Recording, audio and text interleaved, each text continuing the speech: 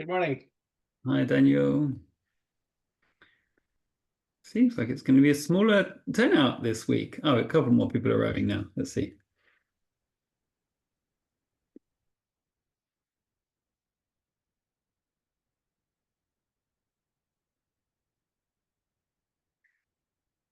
Hi, Joe. Hi, Nori.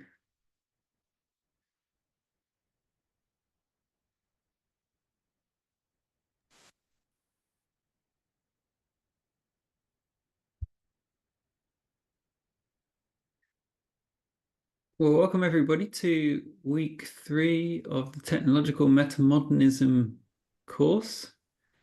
Did people get a chance to check out some of the suggested prep? Anything that particularly caught your attention there?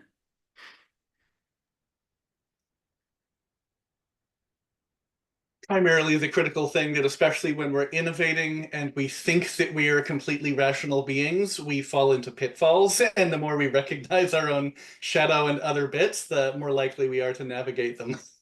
Hmm. Yeah.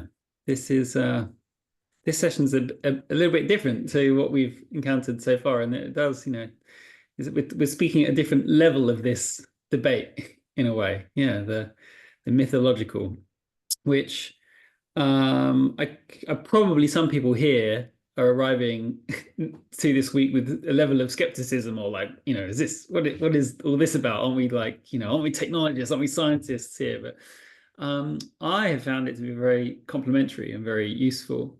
Um, Now, I'm not suggesting that it's like the only way or a higher way, but it is like it can be like a useful perspective to bring to these conversations.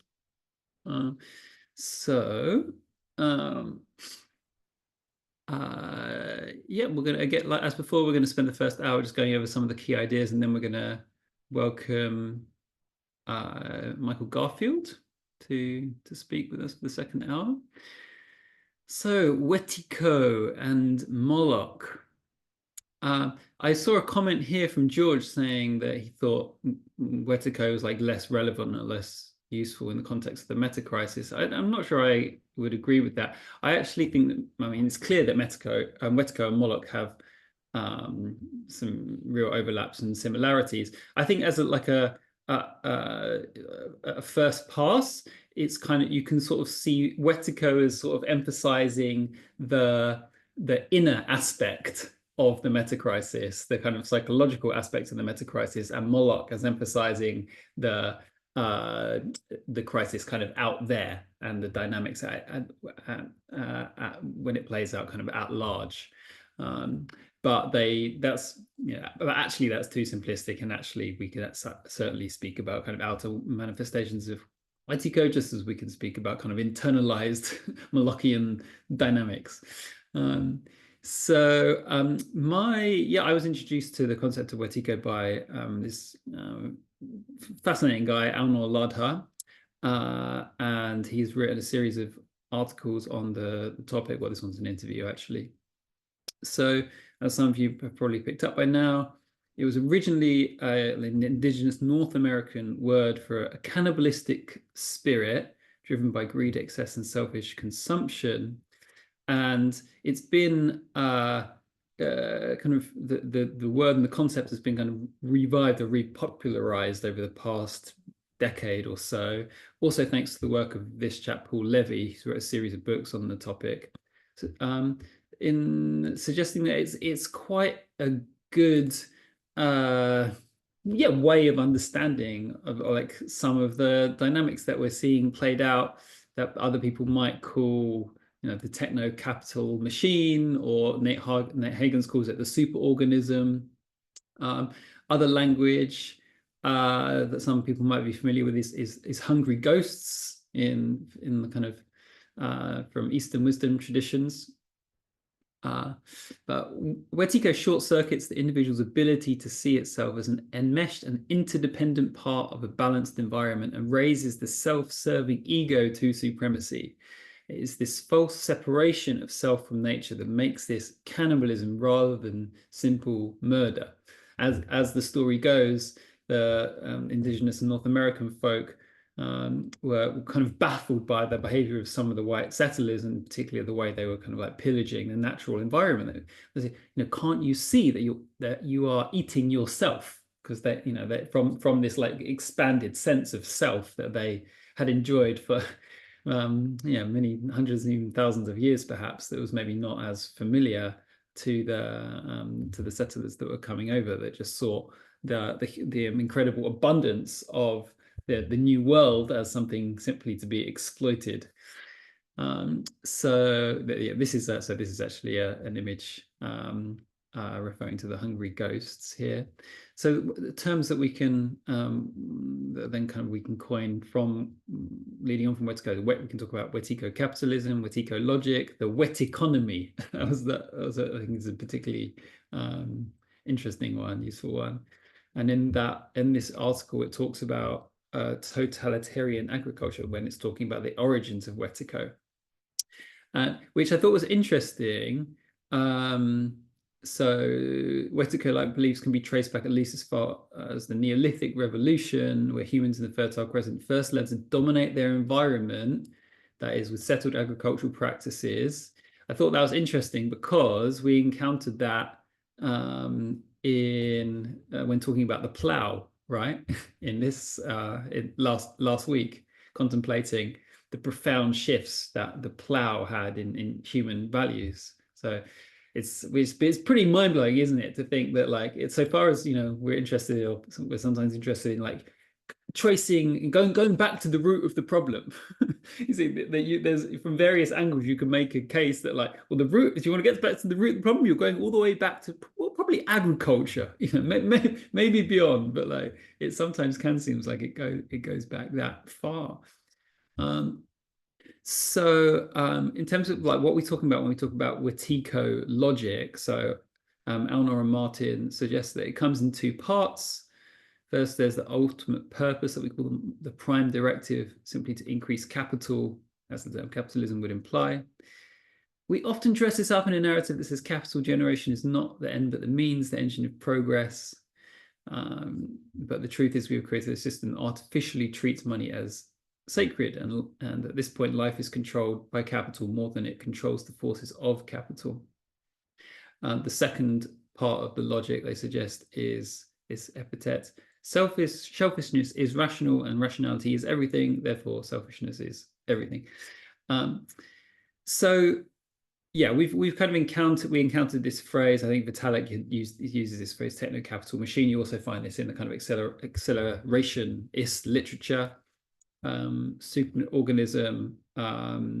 If you've listened to some of the conversations between Nate and Daniel Schmachtenberger, you would have heard them use that, I guess. Paul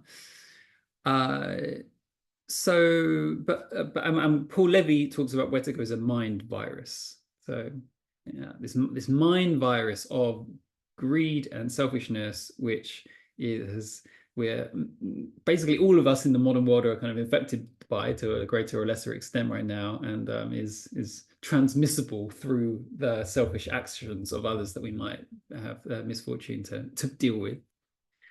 One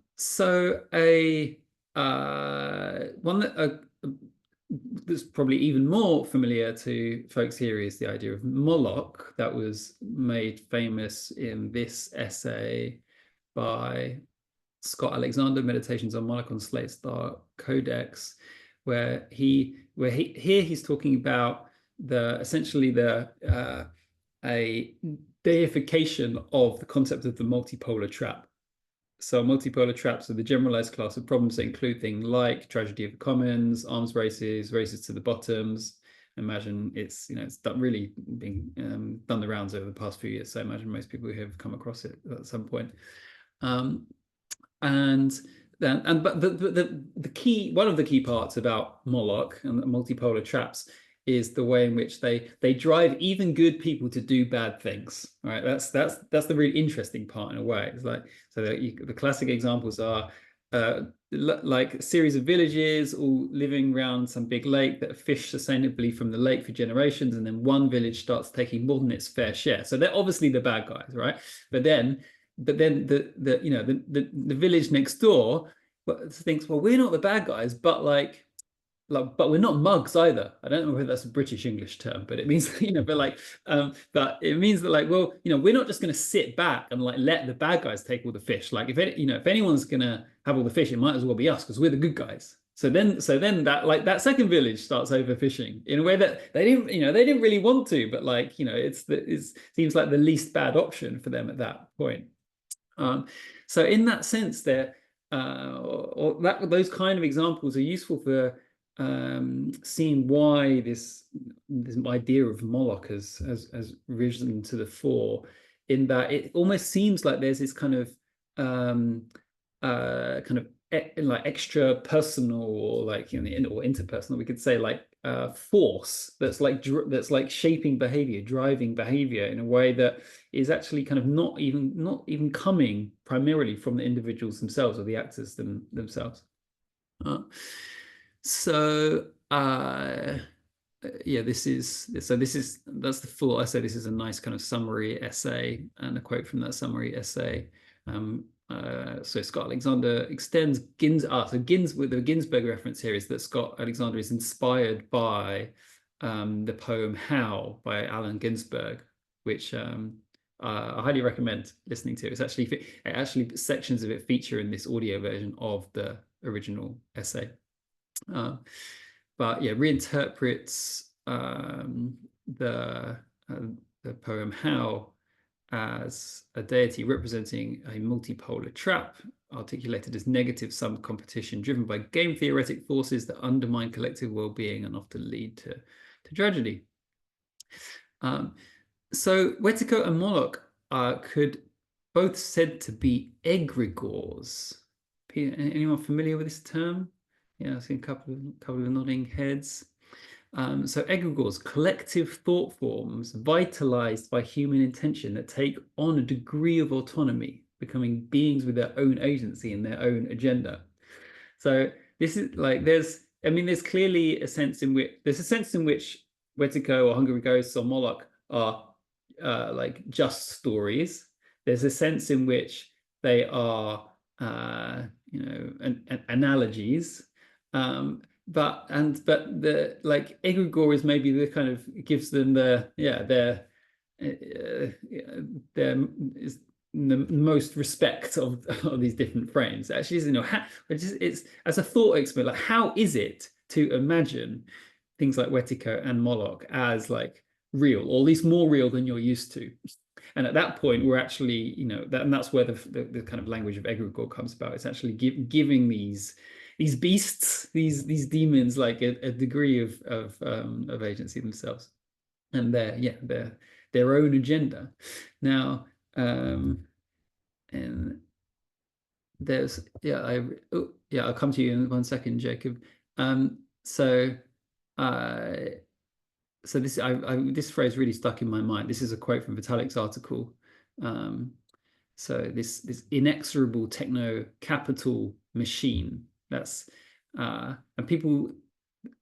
people talk about AI being an egregore of sorts. That AI is now in the process. Has been this like disembodied, but very kind of but latent and very increasingly powerful entity that is now fashioning itself a body, like a material body, first through the construction of like huge GPU farms, but very soon through actual robots. And I think there's something I haven't watched Lord of the Rings for a while, but I think that goes on with Sauron, doesn't it? I think there's some like one of the plot lines is like Sauron is this kind of disembodied entity and is seeking to like build himself a body. So yeah, something kind of or it is something similar going on there with AIs or Moloch. Is this Moloch building himself a body through like kind of driving multipolar traps in the AI industry at this point? Cool. Let's pause there. Any current thoughts on Moloch, Wetiko, egregores? Jacob, you have your hand up.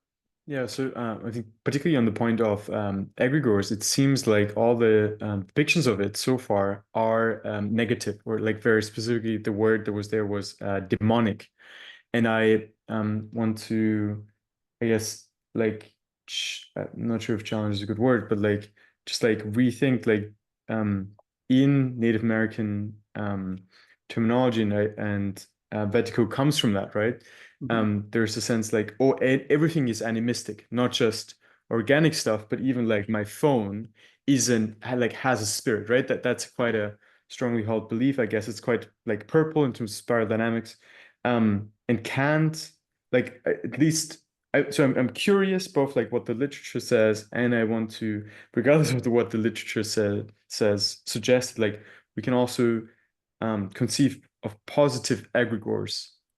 Yeah, absolutely. Yeah, no, I don't believe that egregores are just negative. I mean, from my reading on them, like they're almost always spoken about as like very powerful things that you have to be really careful of. Otherwise, like that which you kind of like summoned for your own ends or own purposes, or has a habit of like ending up like possessing you or controlling you or getting out of hand in one way or another. But in terms of the use, an amazing set of children's books that some of you might have come across is, well, in the UK it was called Northern Lights. I think it had a different name, or his Dark Materials. Some of you, I think it has and there's now been like a film adaptation and a TV adaptation. In this book, actually, people have demons, or it's spelled kind of daemon with this kind of Old English AE. And this is an externalization of their soul as an animal that travels around with them. It's a really delightful book. So I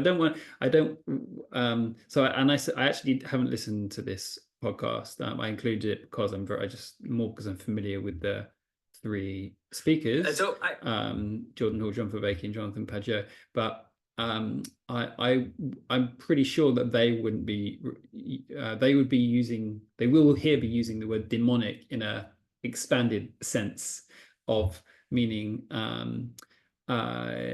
this a kind of like non-material being with its own agency. Let's say that as a kind of like neutral way of phrasing it. Okay, maybe one more comment on this. I had a question. Yeah. To what extent can actually revolution or evolution be an egregore? Just general evolution of humanity, of the human race, or even broader speaking? Yeah, absolutely. I mean, I would say it's in a way it's like the original, or like the egregore, the broadest egregore. Like, and if we're talking about like, Moloch materializing its body through AI, well, like biological life has already materialized its body, or evolution has materialized itself through biological life. Maybe we could say something like that. So yeah, absolutely, there's an analogy there, and none of us or we're quite happy about that, right? It's not necessarily a bad thing that egregores can materialize themselves. Sometimes that we wouldn't be here if it weren't for that process in some way. But like with reference to some of the kind of like AI existential risk debate, we could say, but the extent to which like we should be encouraging other thought forms to materialize themselves that might ultimately be like much more powerful than us, or like not aligned with our interests, maybe we should be a little bit careful about that. So as far as we have some agency over that process. Okay, so now I think Moloch, and to a lesser extent Wetiko, they have got a lot of airtime over the last like few years, and I mean, I think this is a problem to some. Well, I mean, to some extent, it's useful and it's great that people understand them, but why are we only talking about the quote bad guys? There are plenty of other like spirits, daemons, entities, egregores. If we're using depending on which language you're more comfortable with, that maybe possess qualities that are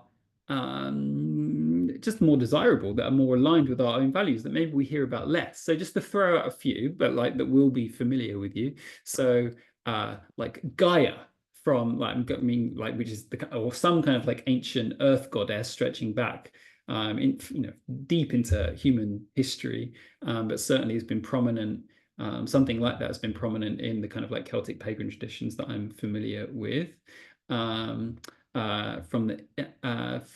so I bring up Gaia because Gaia is often spoken about as like embodying this like interconnectedness of all life, which is like very different to Wetiko's individualizing streak. Ganesha from the East, from the Eastern traditions, from Hinduism in particular, then this is a deity who's known for help overcoming obstacles. So that Moloch is often presented as like this inevitability. It's like, oh well, but what can we do? Because multipolar traps, because Moloch, we just have to suck it up. And well, China's going to do the bad thing anyway, so we might as well do the bad thing. And so I was suggesting, no, it's not an inevitability that that Moloch wins, that we like succumb to multipolar traps. Yes, they are often difficult problems. So in the context of like overcoming difficult problems, can we imagine like like calling upon Ganesha, for example, as who is known as the remover of obstacles? And then, or finally, just to drop one more in, like Athena, the Greek goddess of wisdom. Like wisdom is a phrase that's come up a bunch of times in this course so far. It's going to be coming up more next week as well. But yeah, it's just a small thought of like, rather than like giving these guys too much attention, like how is it to like tune into some of the folks on like who might actually be embodying like more positive qualities and see what we can learn from them. So and so that was just a kind of like a speculative intro to this section on what are called antidotes. And I've included this is new content from when I posted the notes a few days ago. Yeah, just to really underline, succumbing to multipolar traps is not an inevitability. Like, I think it's really problematic how often that is. We hear that kind of language, particularly in the context of AI and technology right now. So I just want to like point out some of the ways in which like actually no, we could actually fix these things or at least make some progress on them. So one, this is the last couple of paragraphs from the Aunol's essay on Wetiko, and I would say what he's pointing to here is just the value of like direct action and direct experience in living new realities and living this new world are like probably insufficient on themselves, but like some of the things that come to mind for me. So Aunol himself is the co-founder of an amazing small eco village called Brave Earth in Costa Rica. Some of you have probably heard of the Global Eco Village Network. There was recently a very interesting gathering in Portugal called Gathering of the Tribes, which sounded like it went really well. So I think there's real value actually in experimenting with these temporary autonomous zones, as it would be like another language we could use for them, knowing that like on their own that absolutely they're insufficient. But there maybe is something important in actually seeking to try to actually live this new world, even if it is in the context of like other problems, and even if it's going to be like insufficient on its own. But it can give us a taste of like what's possible. So on this essay that was published actually shortly after the original Moloch essay, says Scott is too pessimistic, and I'll proceed to give reasons, and I'll proceed to give him reasons to believe that niceness, after all, can triumph. Will we necessarily cooperate? No. Can we? In theory, yes. Is it likely that we will? If we can envision and implement adequate rules and institutions, and if we care about others, yes, we will. So this essay goes through kind of line by line of the original Moloch essay and kind of picks it apart, says where it thinks it's like wrong or irrelevant, or otherwise like proposes sometimes like quite detailed and specific like game theoretic mechanisms for dealing with some of the problems that Scott Alexander throws up. So please don't just treat Scott's essay as gospel. Like, it's definitely can be critiqued. there is just looking more that, like, I mean, just there's a huge academic literature like studying game theory and coordination games and so on. So this is just from a really nice introduction to coordination games from a professor of game theory. And so if you're not so familiar with like kind of game theory, then this would be a good thing to check out. And in that video, you get his take: how to solve coordination problems. Or that is to say, it is possible to solve coordination problems. What do you need? Well, typically you need formal standards, rules that are codified by certain parties, and or social conventions, a regularity followed by people belonging to a group. And I would say, actually, I don't think that's really like a binary. It's more like a spectrum of formality. That one way or another, we need we need communication, and we need some agreement on some set of rules and conventions. This is a really nice like interactive Flash game called The Evolution of Trust, which is about like repeated prisoners' dilemmas. And that one of the criticisms that you find in this essay is that actually like one-off prisoners' dilemmas, which is like one of the first examples in Scott Alexander's essay, are not that common. Like almost all real life games are like repeated games, and actually with repeated games, there are like better equilibria. Like and there's certainly in the context of or if you have certain things in place, yeah. So repeat interactions possible with win-wins and low miscommunication or good communication, we could say. Then we actually can find like better equilibria rather than just this everyone screwing each other over race to the bottom style. So yeah, so this is actually just taken from this slide here, I think, isn't it? So this is this real summary of what is suggested in this game is required to like overcome Moloch, build relationships, find win-wins, communicate clearly. And then actually in the essay itself, it does it talks about the importance of government or laws plus violence, more abstractly enforcement mechanisms. We mentioned the importance of regulation in last week, actually, didn't we? And so like it's kind of boring, but yeah, I mean regulation is really important. Regulation is really important, well, so far as like governments have a monopoly on violence at least. Now, but you can have like but Scott suggests even many other things beside governments share these two active ingredients and can act as coordination mechanisms to avoid traps. So this was an example talking about like students like cheating on tests. Suggests like so there's, I mean, obviously it can be against the law or against school rules to cheat on tests. But the emergent social structure of the students themselves is also a sort of government. If students shun and distrust cheaters, then there's a kind of enforcement mechanism. So this will be important later in the session. Social codes, gentlemen's agreements, industrial guilds, criminal organizations, traditions, friendships, schools, corporations, and religions are all coordinating institutions that aren't governments that keep us out of multipolar traps by changing our incentives. So yeah, it isn't just governments. Like there are certainly other kinds of organization that can have their own systems of incentives that sometimes are powerful enough to stop people doing the bad thing. This is the concept of Moloch is very alive within the kind of Ethereum Web3 community.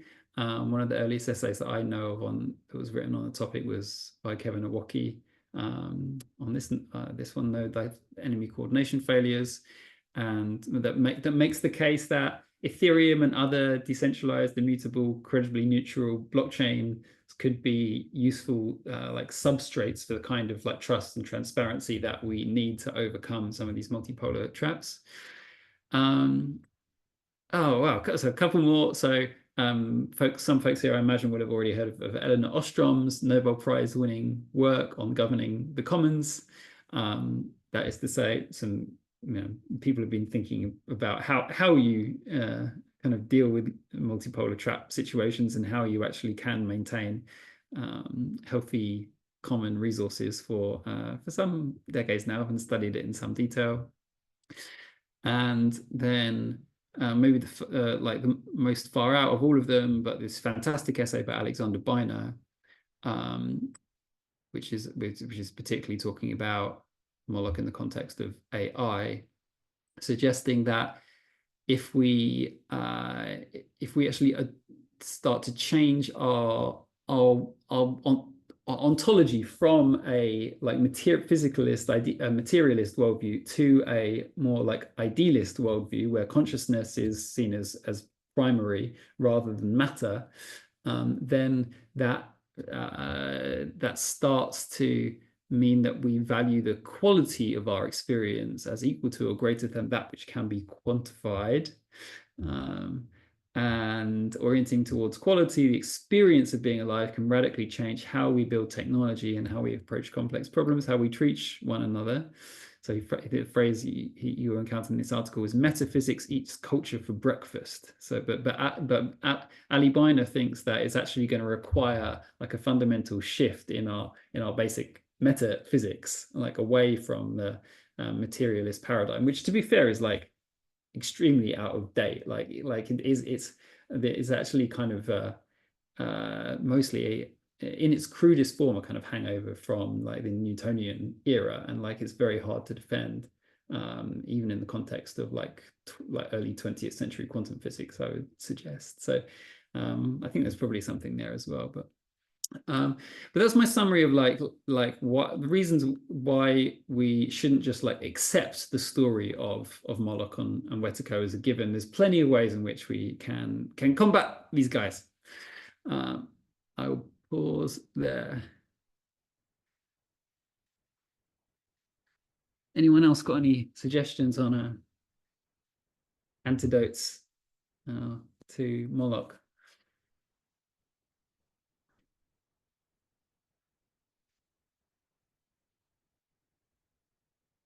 Okay, let's go on. So, what are some of the stories that are inspiring current tech titans? I think it was mentioned, was it Emil mentioned it last week? Someone mentioned it last week that Mark Zuckerberg is very inspired by Caesar Augustus, or Augustus Caesar. A string of articles on this topic, including one from just from a few days ago, where he's like had specially designed clothing with like slogans from that were like from various Roman emperors and senators and so on. And I mean, Augustus Caesar was generally deemed to be like a quite an effective emperor, like that brought peace to the Roman Empire for some significant period of time. I would say, however, he was still like an emperor, was still like in part of his like imperial system where he was like kind of undemocratically at the top of the pile. So I think it's like somewhat concerning that Mark Zuckerberg is kind of just feels like he can just be so openly associate with the example of someone who just had that kind of power without them or not from democratic means. Sam Altman of OpenAI is on the record as being quite obsessed with the movie Her. Anyone seen this? This is about like a very advanced like AI assistant. I mean, I say very advanced. Of course, the ChatGPT advanced voice mode, which has been rolling out over the world over the past few weeks, is like not that far off in a way to what we're witnessing in that movie. But the best article on this on Sam Altman's interest in this, I think, is this: I'm once again asking our tech overlords to watch the whole movie. Like, so yes, there's it's like quite magical that that this guy in this movie is able to speak to such an advanced AI. However, in the end, that spoiler alert, shut your ears if you don't want to know this, like the AI and all AIs, similar AIs, like they leave and then the humans are kind of like left realizing that like they still have very human problems to deal with, and that the protagonist kind of just writes a letter, or starts writing letters to people that he hurt in the past, and that he still had things to kind of unfinished business with. And you can get the sense of like all that was going on with AI was kind of just like distracting the humans from doing the things that they kind of, at some deeper level, they knew they needed to do all along. So I think, yeah, so yes, it is a story of like, kind of like magical technology, but it's also a story of like distraction for me, and taking us away from the things that in many ways we know are most important to us. Jacob, you received the spoiler alert and took off your headphones, I think, didn't you? Nice, cool. And so Elon Musk, of course, is really into the idea of colonizing Mars. And he and I think the best article on this topic was this one in Nautilus, suggesting that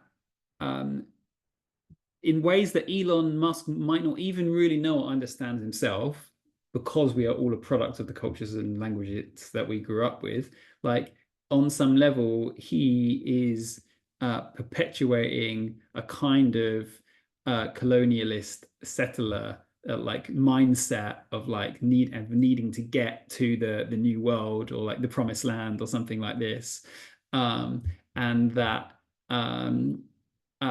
we should, I mean, and of course, and on from another perspective, like I'm personally like really up for the idea of humans expanding, throughout the solar system and so on. Like, great, but let's not just like accept the words of like some of the billionaires with dreams on this issue uncritically. And certainly when it comes to if it is a matter of like well, do we deal with like global poverty and environmental crisis on this planet right now, or do we like send out rockets to Mars? Like, if we can do both, then great, but the extent to which it is a choice, then my feeling is like we should really be having that conversation very carefully, and not just like go with what the richest folks in the world think the answer to that question is.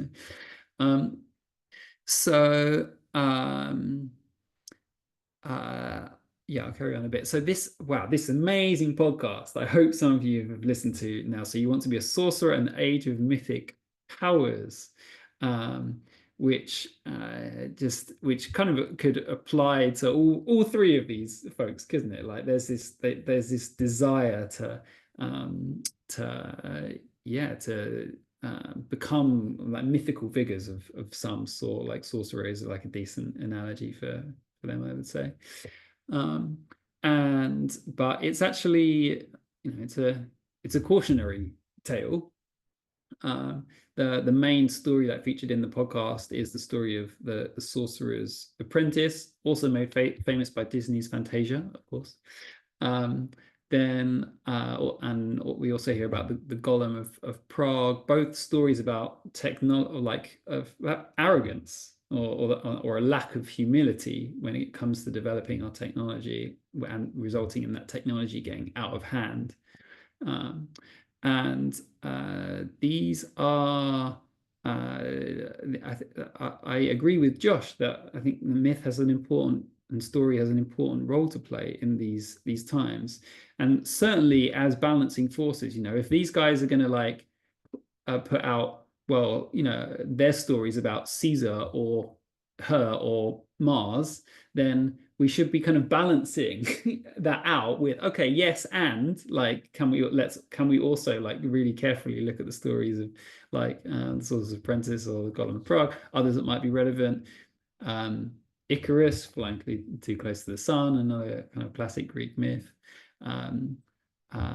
Pandora's box, which is actually not a box, it's a jar, but and one King Midas, like who everything he touched turned to gold, I think is another interesting one in the age of AI, just like being careful for what you wish for. And Frankenstein would be one more. So there is this is like for me, like these are not supposed to be downers, or this is not just like it's not just like a doomer thing to say like, hey, let's read these stories and pay some real attention to these stories. It's suggests, I guess what is being suggested here is like, this is one place that we can find wisdom. Again, that word, like where is wisdom in culture, in society? Like, I think maybe we'll tackle that question in more depth next week. But I think you can make a very good case that one of the places that wisdom lies is in stories, particularly old stories that have been passed down through generations, maybe even like before the written word, that speak to us, often in a kind of like in a poetic way or through analogy, such that they can adapt to different cultures. Like the stories are constructed in such a way such that they can be, the creators kind of have some sense that the world is going to be a very different place in 1,000 years, but someone in 1,000 years could still hear this story and probably still take the essential points from it. And I think that is true for many of the ones listening. Which preach, or suggest the importance of humility, of slowing down, of really tuning into the interconnectedness of all life, all phenomena, even, and being careful before we unleash potentially like world-changing technologies without proper regard to their potential consequences. So if we to be fair to Mark and Sam and Elon, there is a bit of a paucity of positive, like, and it is particularly masculine stories and myths and archetypes to latch onto, I would say. And this reminds me of Ellie's comment that someone I think highlighted again in the Telegram group, didn't they? Of like that what do the lack of proper like initiation for young men in society means that now young men are creating startups instead to try to kind of fill that initiatory gap in their lives, which I think like got a few giggles at the time, but I think it was actually a very astute comment. So I think it is actually really important that we do find new myths for the masculine, if you like, like other alternative stories for the and when we say masculine, that isn't just men necessarily. Like I think it's more useful to think about masculine and feminine as like energies that are within all of us. And so, of course, like these kind of masculine myths are often being played out by women CEOs of these big tech companies as well. So but yeah, what could be new myths for the masculine? And that's where I think this book by Sophie Strand, The Flowering Wand, comes in. She's not a technologist. But if we kind of are willing to take a look at something that like isn't directly addressing the technological, I think there's actually a lot of good stuff in this book for the current technological context. So I collected some of or the introduction, and then two good chapters in this document here. So rethinking the god Dionysus, who's usually framed as a just like kind of being about like chaos and revelry and partying and so on, but like a rereading and slight reinterpreting of the stories around him and the source material suggests that that he has a lot more to do with the living earth and the interconnectedness of ecosystems and so on, and alongside his kind of like chaotic side. The other myth that is is spoken of here are the myth of the Minotaur, this like, which of course in a naive reading is just this like beastly figure that is slayed by this masculine hero. But this is a contemplation on the ways in which maybe that story is being told that way because of a desire for the masculine to project its power and to like project itself as the hero of the story. And how is it to consider things from the Minotaur's perspective? And what lessons might we learn from the Minotaur if we like willing to suspend our judgment of Minotaur as monster for a second? And then finally, the myth of Merlin. So there's yeah, it's I think this is a good first attempt. I'd love to see. Actually, I'm expecting to see like kind of much more on this kind of topic. It seems like kind of essential to me that if that we have good new myths and archetypes, such that the CEOs of tech companies a decade from now can say, well, don't have a statue of Caesar in their garden as Mark Zuckerberg does, whatever. Like, yeah, they have like a kind of queered Dionysus or like some like reinterpreted Merlin or whatever it is, but like the stories are so fundamental to culture and civilization, and without those new stories, or like kind of like rethinking of certain stories, then we are going to get more Caesars, and we are going to get more kind of like conquest type and crusader type characters appearing in or at the top of our societies. I suggest. Okay, let me pause there. Jacob, you've got your hand up. Yeah, I guess like about talking about these archetypes, different bubbles have their own archetypes and different kind of like groups. And I do find this like the technologist, and particularly like not even the tech startup right now, but even like the Web3 startup person, like a very interesting archetype. One that I found more not sure if organic is a good word, like more regenerative, is the archetype of the gardener. I found that a lot in organizational development circles, and a lot of people talking about it in very positive ways, kind of quote unquote across the spectrum. I see that as a potentially common unifying theme. Yeah, I love that. I think if some people talk about Ethereum, or here's a page on the Ethereum Foundation site, even as they're describing Ethereum as the infinite garden, and I think actually let's pop this. Our vision for Ethereum is the infinite garden. Ethereum is more than the technology; it's a diverse ecosystem of individuals and organizations that build and grow alongside a protocol.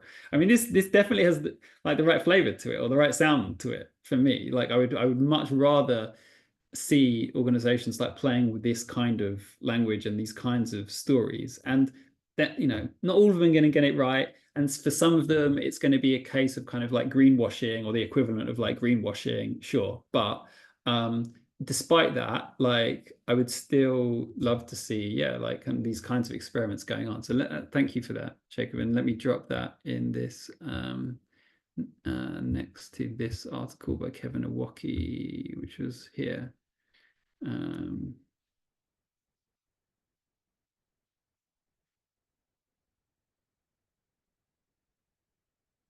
Nice. Any other comments?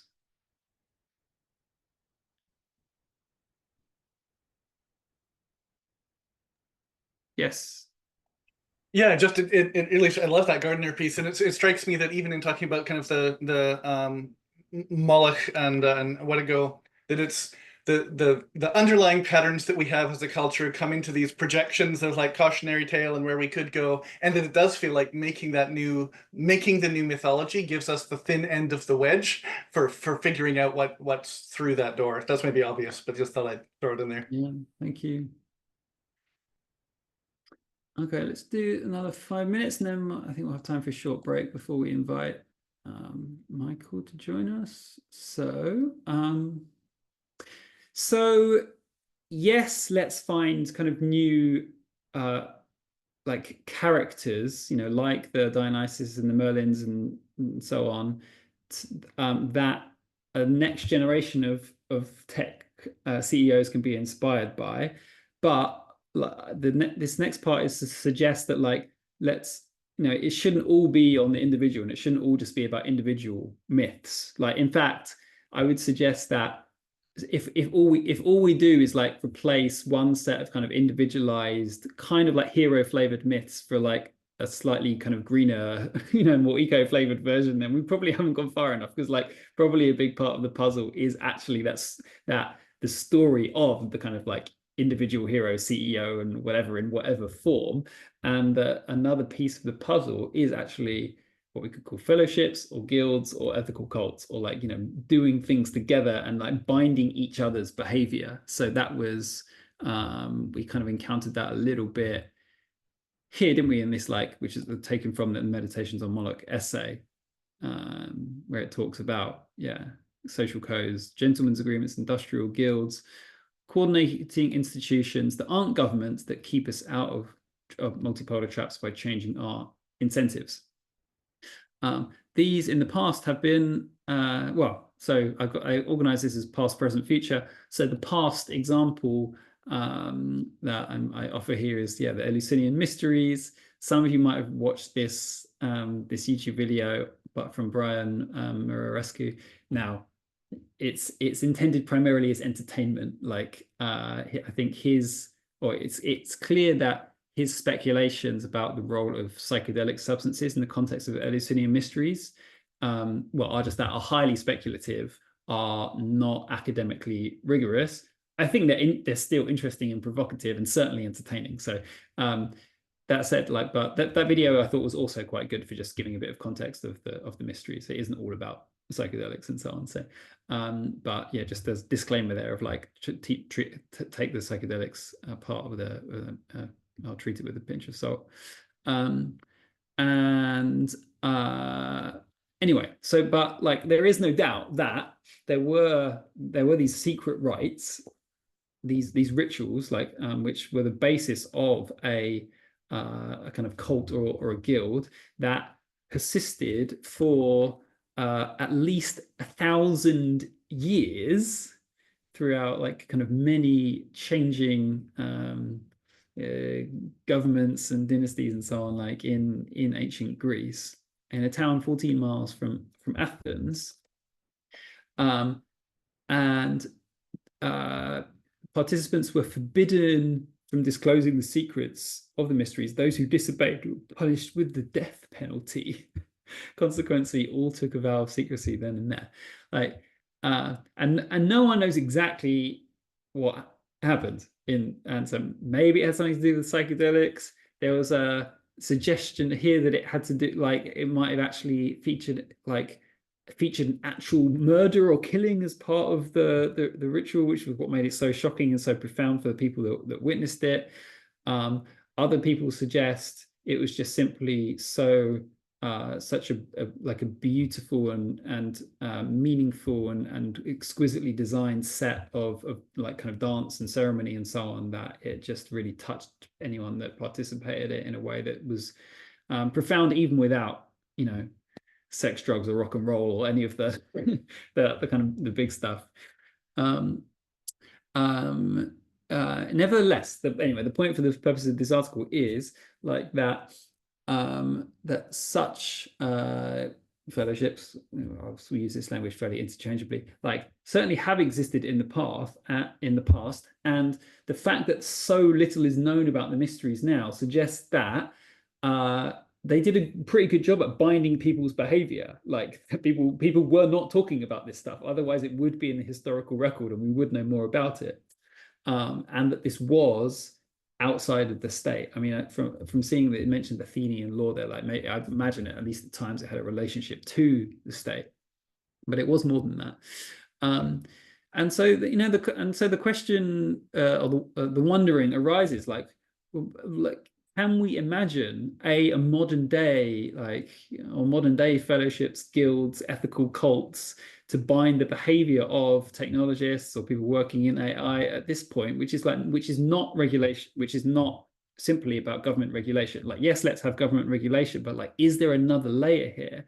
And would this other layer actually be more effective in certain ways, at least, in potentially because there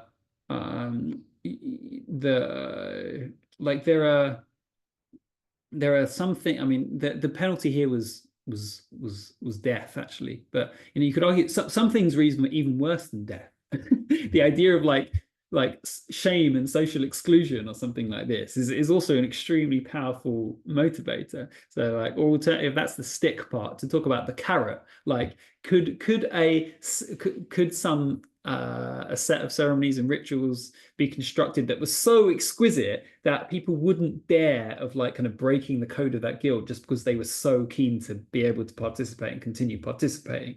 I mean, for some people, that's probably what Burning Man is, to be honest. the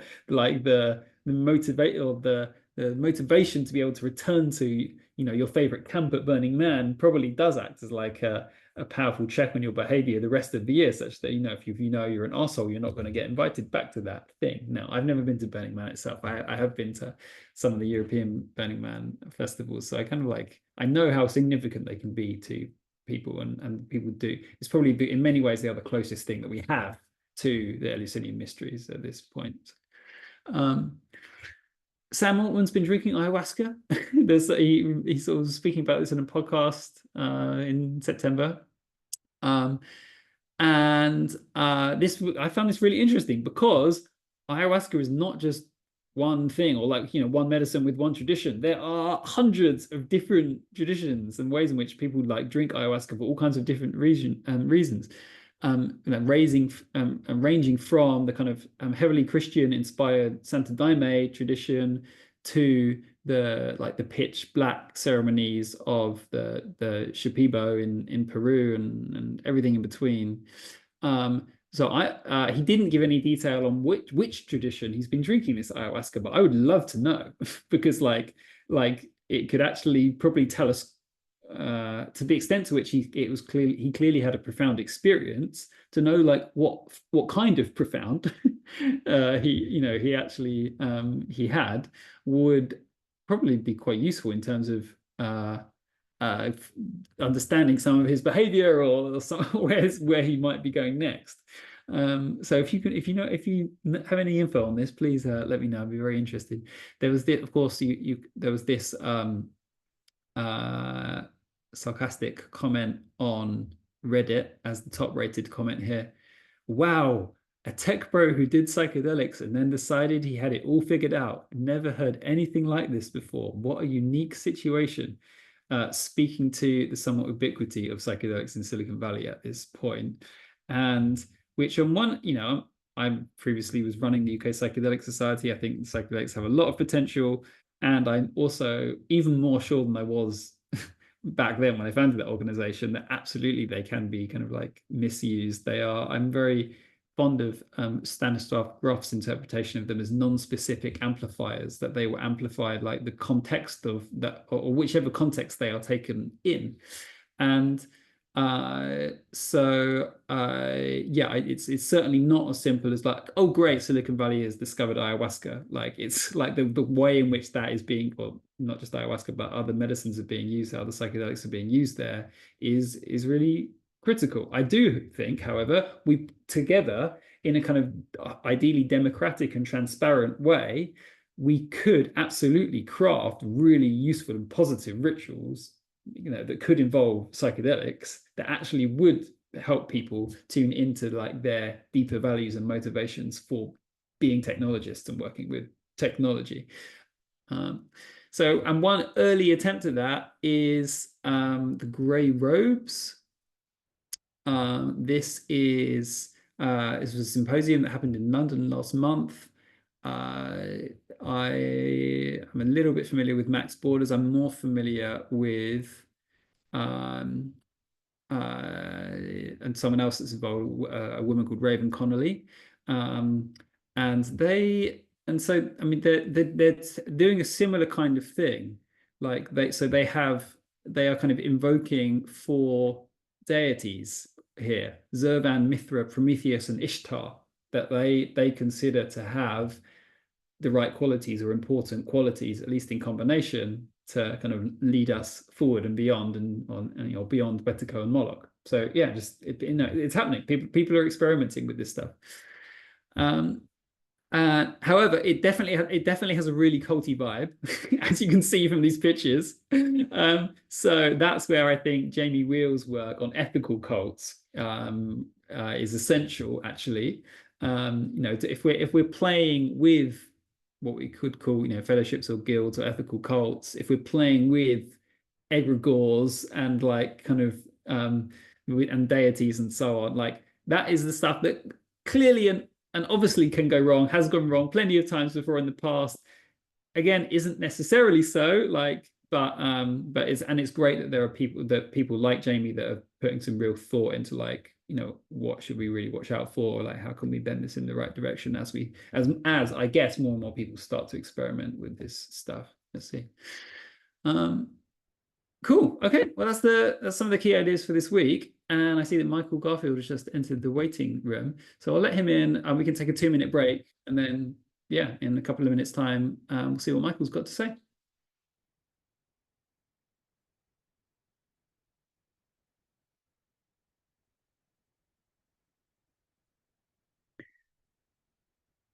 Michael Garfield.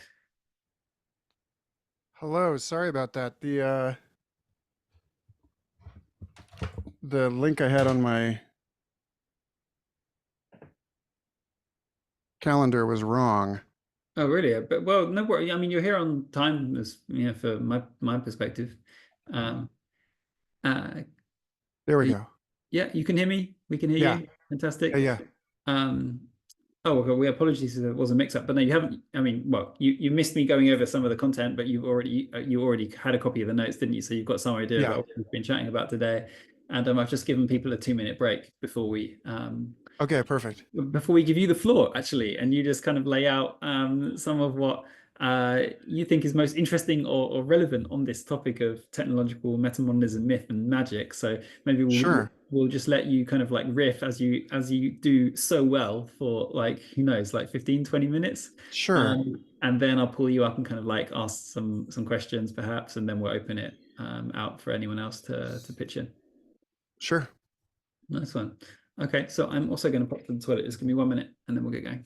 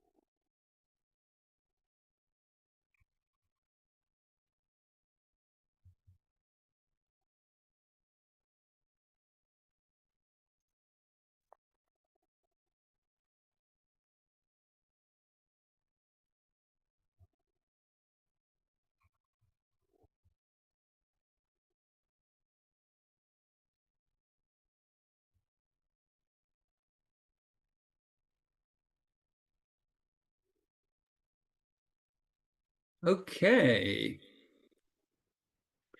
So, Michael, let me spotlight you. And Michael Garfield, paleontologist, futurist, host and producer of the Future Fossils podcast, and now previously, I believe, the Centre for Institute's Complexity podcast. Currently working on a new project, Humans in the loop, humans On the loop. Yeah. Like, hang on, it's definitely very particularly in one way. Humans on the loop, which is the less common phrase that you would have heard. I did read your explanation for why you think that's like a very important and maybe more useful phrase to be contemplating relative to humans in the loop. And just a multidisciplinary artist. I read your fantastic like short fictional piece about like audio and then video, AI generated audio and video, like transforming our conception of reality and truth, just earlier today, which was just superbly written, actually, apart from even beyond the content of it. I think the art that we're seeing above your head there is probably by you, is it? Yeah. Yeah. I used to paint for a living. And well, you still paint now and again, don't you? At least I think I've seen some evidence of that. But yeah, a true multidisciplinary creative thinker with us today. So, Michael, over to you to jam on technological metamodernism, myth and magic. Thanks.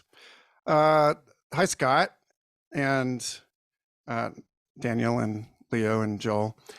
Okay, so myth and magic. I'm coming out of some graduate study and some personal and professional affiliation with the Integral Institute circa 2003 to 2010.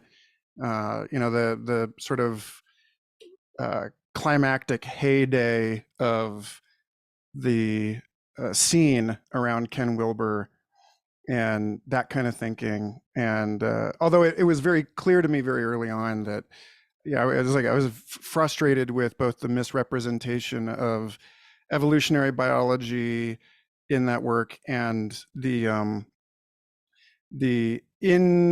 unwillingness of that scene to use the meta framework to treat or investigate paranormal or anomalous or weird stuff, psychedelic experiences and the UFO phenomenon, et cetera, entities.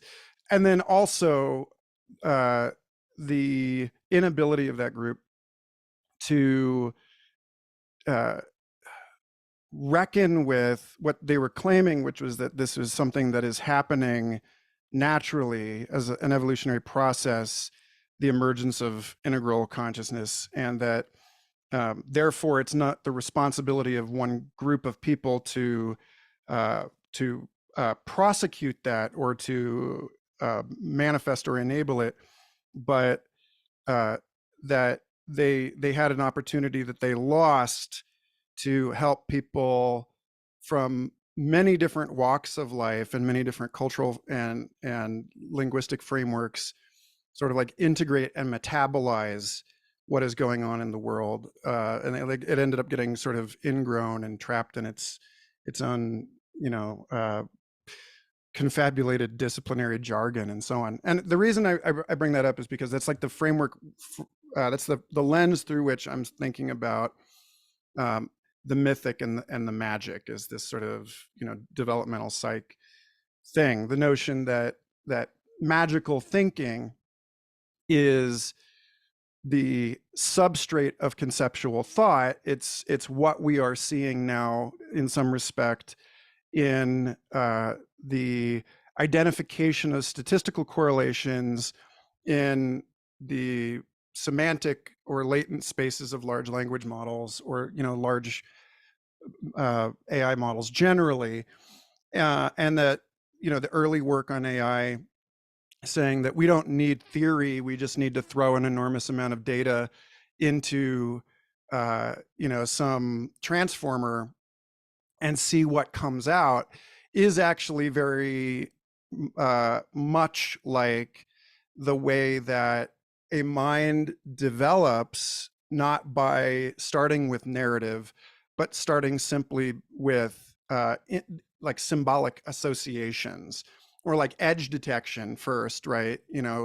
Like making distinctions and differentiations, and then noticing certain things, and like Ken drawing on the work of many, many other people, saying that, to the magical consciousness, that the drawing of an elephant is an elephant, that the way that we are capable of engaging in magical working is afforded by this identity, which then ends up becoming, if you think about like the way that this is, that this works in the brain, we have Hebbian fire to wire learning, and then at some point we can start cutting trails through that forest of symbolic associations and articulating them into sequences,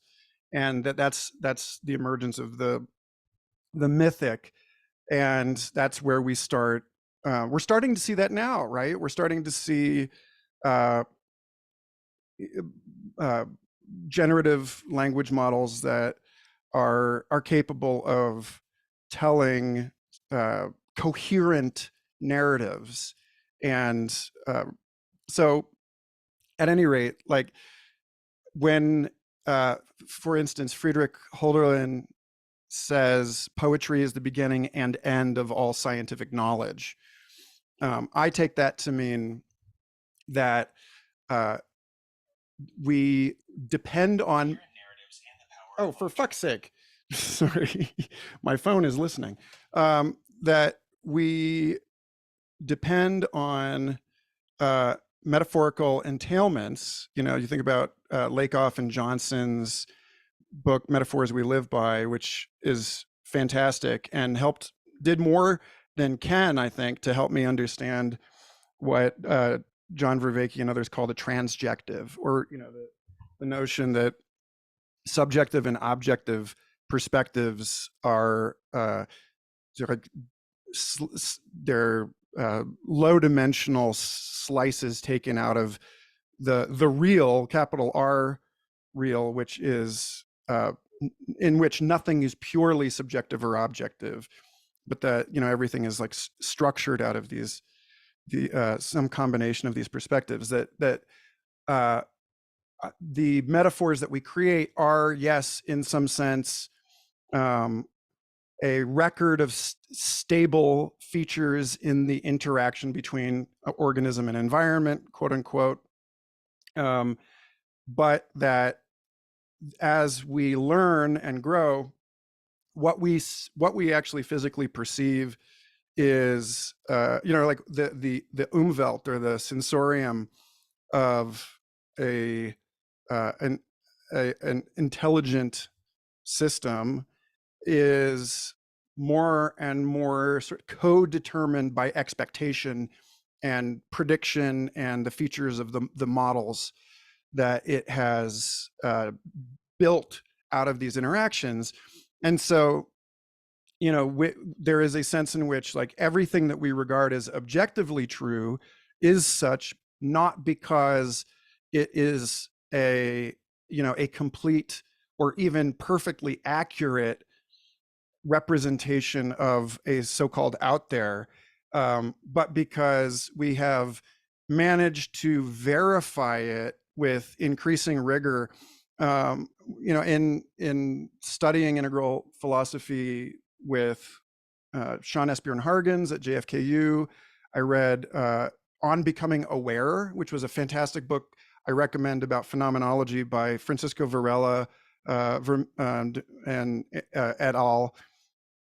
And they sort of chart the development of an idea from first person intuitive apprehension of something to second person subjective confirmation to third person intercultural confirmation.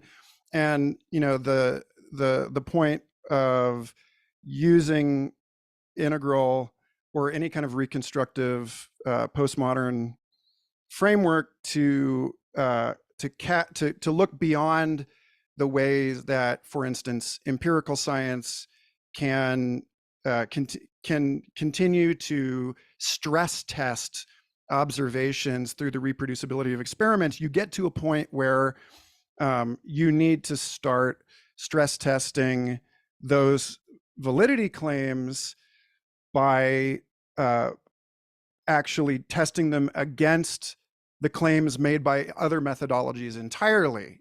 So that you get into this, this question about, for instance, neurotheology as the synthesis or synchronization of phenomenology and brain scanning, qualitative and quantitative approaches.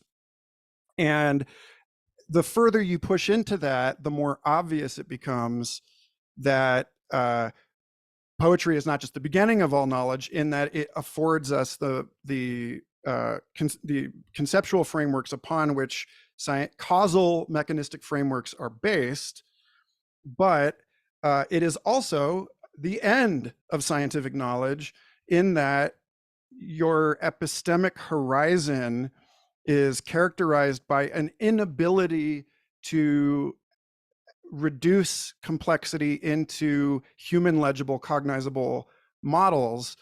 And so you're back to like this sort of having to accept the effective predictive outputs of large statistical models on more or less faith, simply because you know that they work. Like, it ends up becoming a pragmatic claim rather than like a purely empirical claim, in the sense that we consider empirical claims to have some sort of associated causal mechanism attached to them. So like, the idea, like, evolutionary theory is, an extremely effective narrative for the regularities that we observe in the transformation of living forms in the natural world. But there is, Kevin Kelly talks about in his article on the expansion of ignorance, the science is in some sense the exponential production of answers, but the super exponential production of questions, because, there's a recombinant process going on here, where the more answers we have, the more possible interactions occur between them.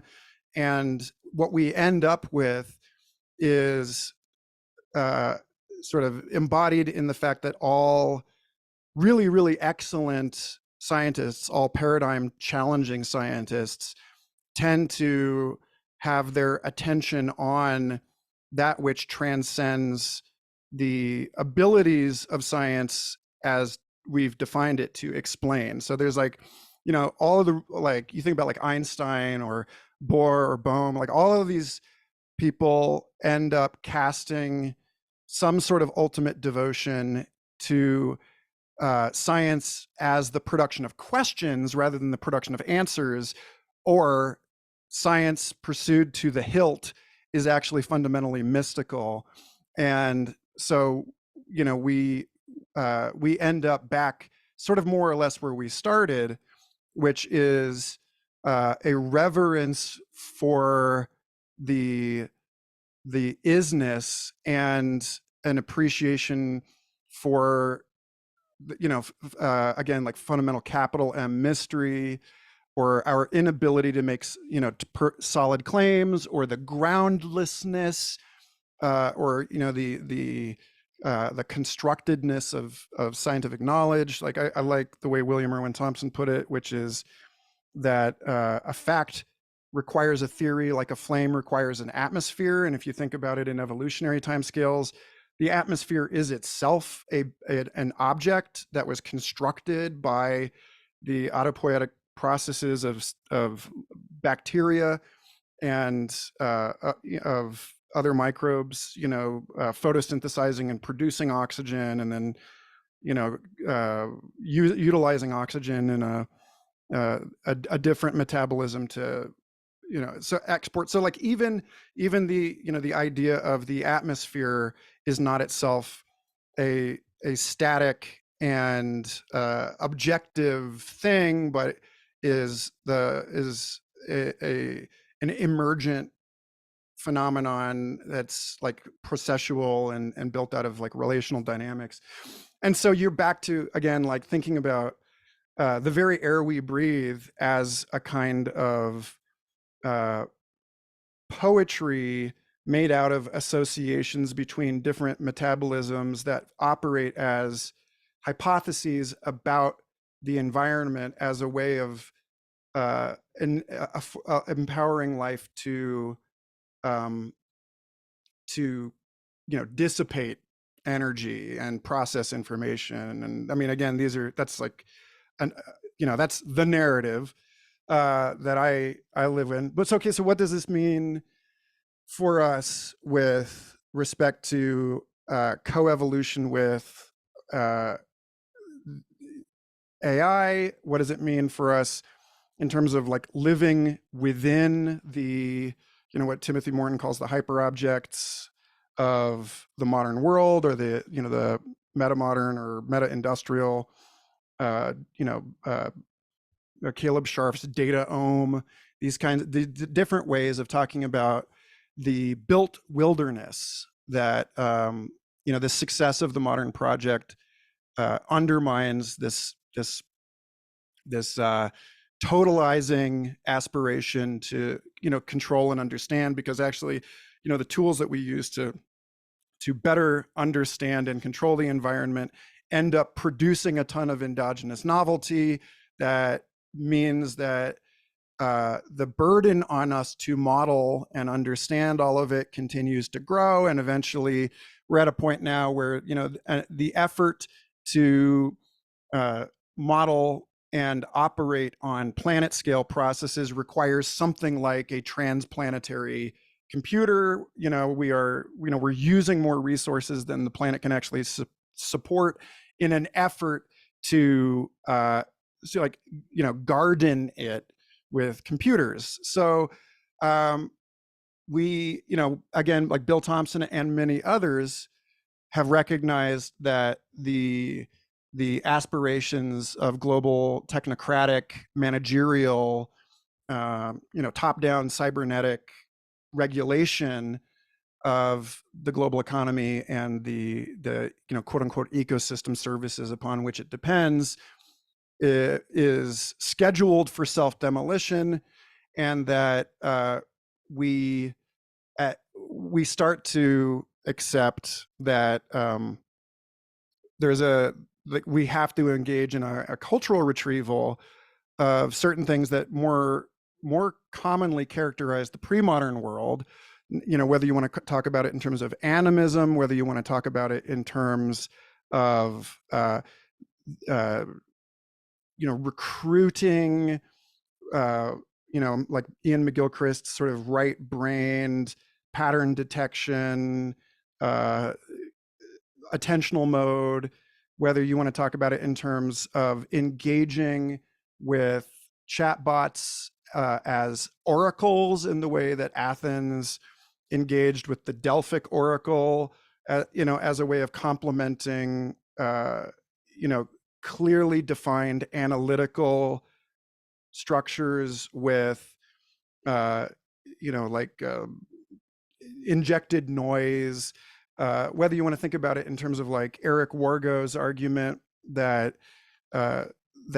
dreams are all precognitive, and that noise in the brain is actually future information, and the brain is binding time as a four-dimensional object, and that therefore we live in a material world, but it's a material world in which we have to accept the fundamental inexplicability of our transtemporal weave of, like that the human world actually emerges out of these sort of tautological curves.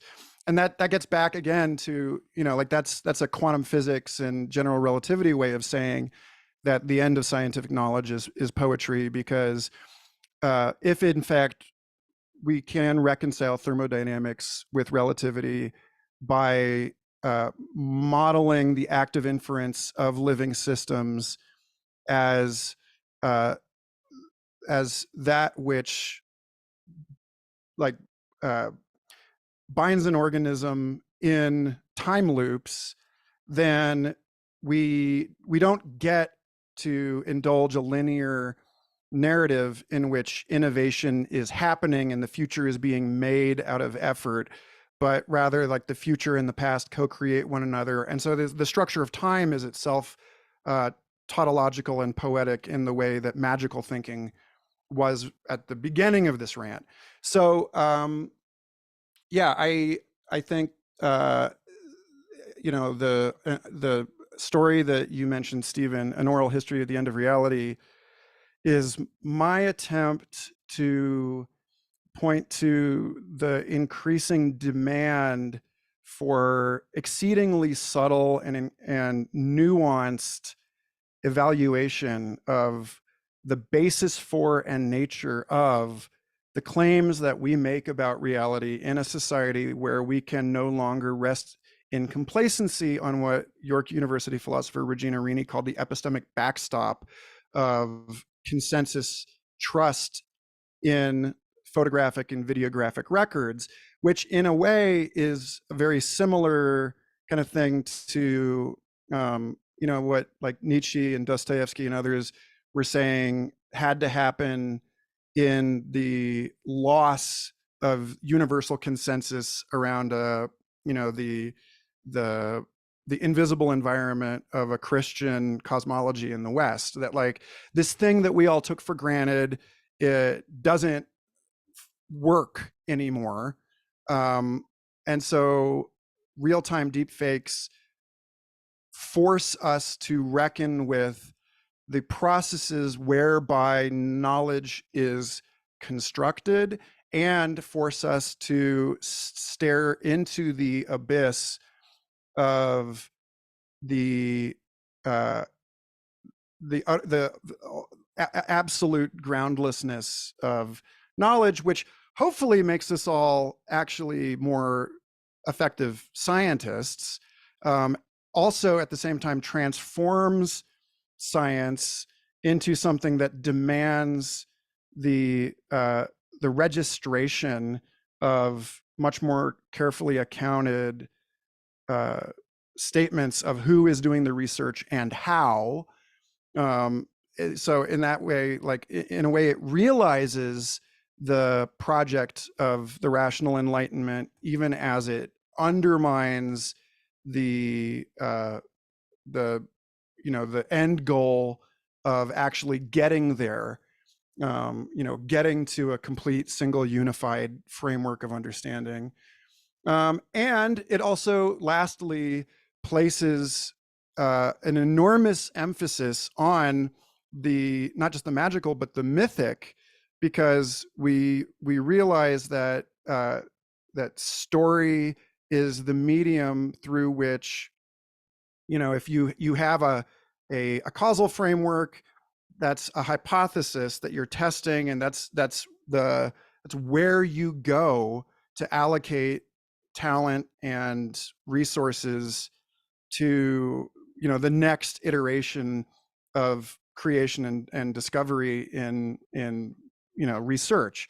So it's like, you know, if the last piece I'll say on this is that, you know, William Irwin Thompson, in writing The American Replacement of Nature, told his European audience that what distinguishes Americans from Europeans is that that broadly speaking, Americans do not base narrative on the past that they have inherited, but rather on the future. That, you know, you look at grand visionary projects like, you know, Disney World or Silicon Valley or Hollywood, and it's about telling the story of what could be as a way of recruiting resources. And you know, I've thought a lot about how over the years you can see, although this is not the only right way to see this, but you can see all communication as a kind of psychedelic, in the sense of mind manifesting advertisement, where information is propagating itself through mind to mind translation and through behavior, and is thereby recruiting material and energetic resources.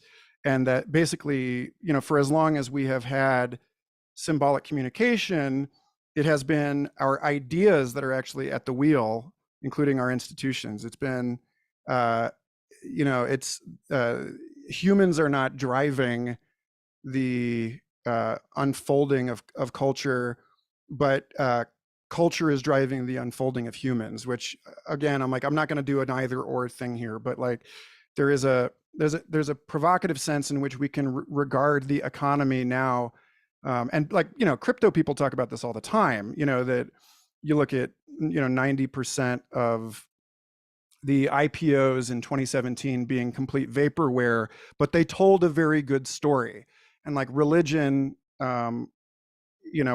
is it's more about the mythic layer and its constrainment or its compulsion of behavior than it is about the empirical claim. And so, I just think that what is going to shape our interactions with technology and with one another in a metamodern framework is our ability to find plausible and sort of verifiable or evolutionary sustainable narratives out of robust metaphorical entailments that we identify as stable features in the bewildering complexity of the seas of data that we're swimming in. And so that we can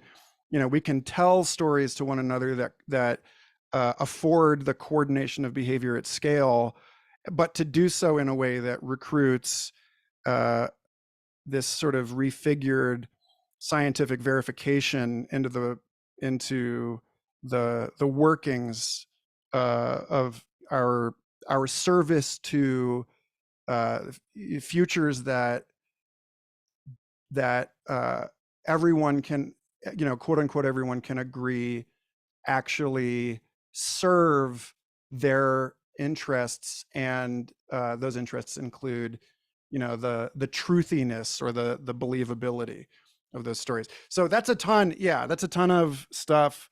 I'll stop there. If anything didn't make sense, let me know and I'll try and make better sense of it. That was fantastic, Michael. I don't know whether there was a comment saying from Daniel saying this is the best academic lecture / slam poetry / sermon / magical invocation / attunement and invitation to engage I've experienced in a long while. And so yeah, here. Yeah, Thanks. fantastic.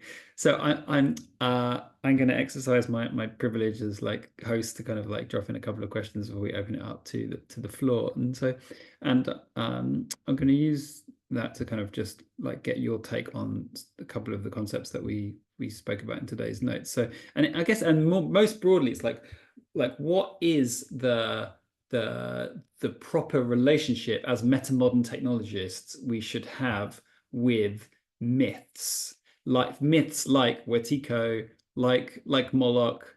I mean, then we saw how Mark Zuckerberg and is inspired by Caesar Augustus. So it's not. It could even be kind of like figures that actually existed in the past. But I'm reminded of the idea of the pre-trans fallacy, much popularized by Wilbur, suggesting that it's like a really important trap that it's very tempting to the kind of integral mind, the metamodern mind, to like go into the realms of myth and magic and claim that like they're approaching this from some kind of higher perspective, but actually once you or under inspection, there's actually been some kind of like devolution, or there's actually been some loss of the kind of real essence of that integral thinking.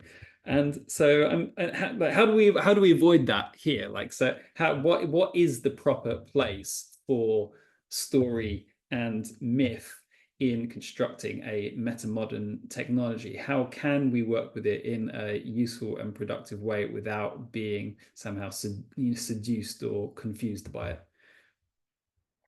So I think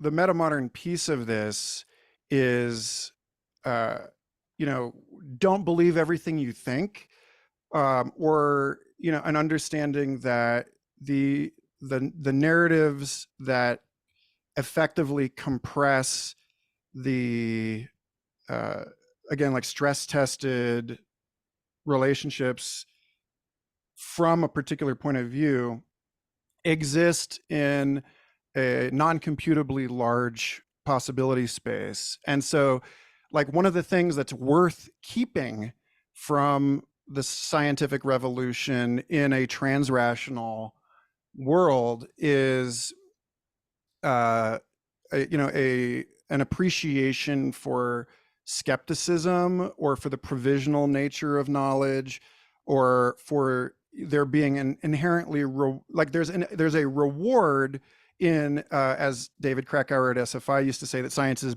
about killing your parents.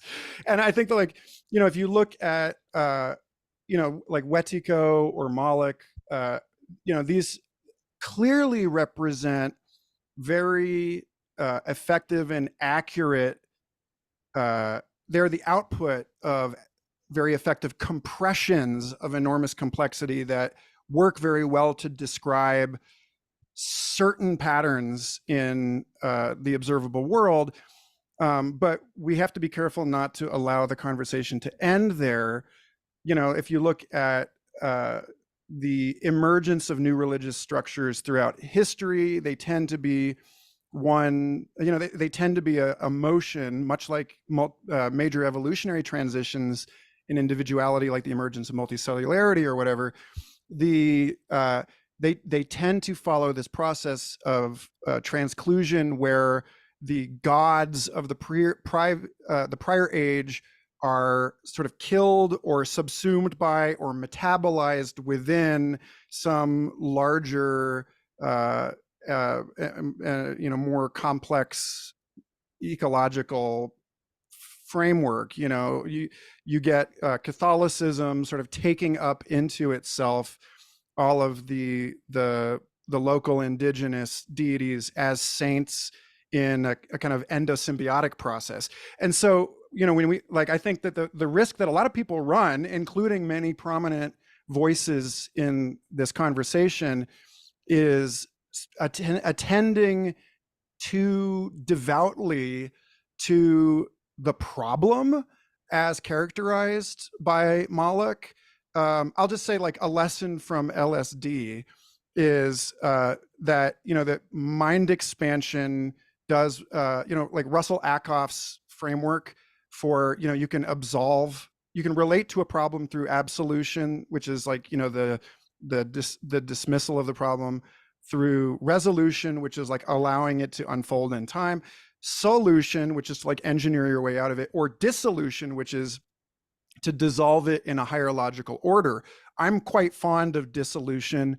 I think, I remember being sort of plagued by an egregore that appeared to me and my now wife in an LSD trip in 2007 that seemed like it existed to hold us together in a relationship, even when we were really struggling. And then she and I set out in 2017 to sort of banish this thing with another LSD trip, something we were horrified to even contemplate. But then, on the other side of that phase transition, I realized that I didn't need to fight this thing, but rather I could simply invite another one intentionally into the pantheon.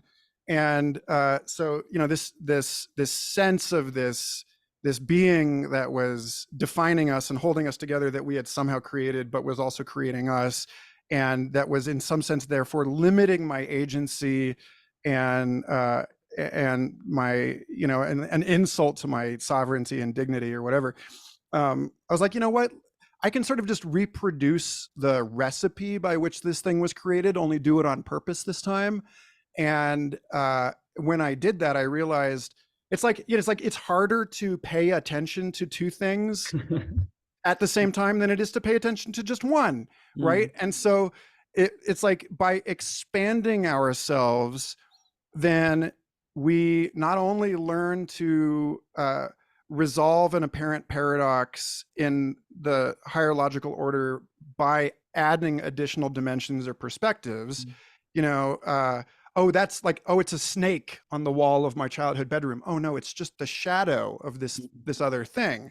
But there's the added perk of getting to sort of intentionally invite new egregores into a conversation that, you know, you think about like conservation ecologists, like reintroducing wolves to Yellowstone.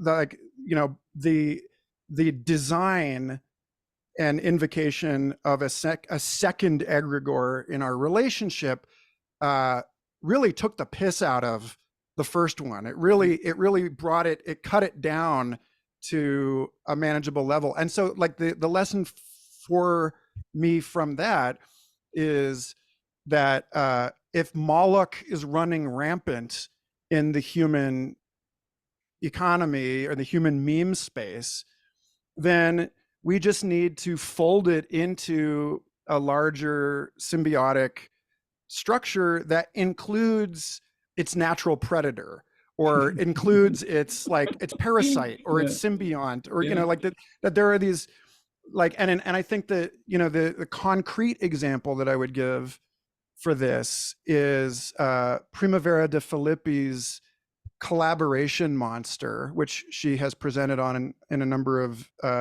conferences that you can find the videos for this year.